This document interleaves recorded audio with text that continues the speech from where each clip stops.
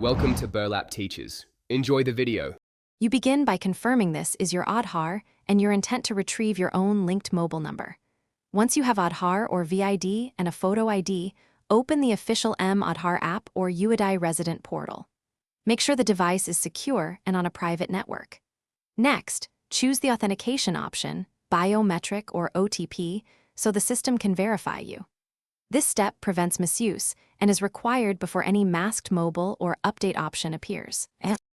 Once authenticated, the portal or app displays the masked mobile number, typically showing only the last 2 or 4 digits. This confirms which number is linked without revealing the full number. If OTP to the registered mobile fails or you no longer have access, make an appointment at an Aadhaar Seva Kendra for biometric verification.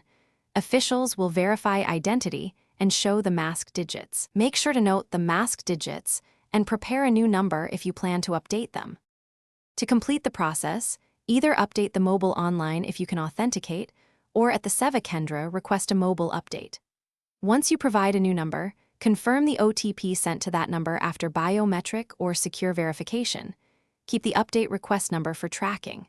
If something goes wrong, for example, biometric mismatch, ask staff for the escalation or manual exception process and bring alternate government ID. That troubleshooting step resolves most blocking.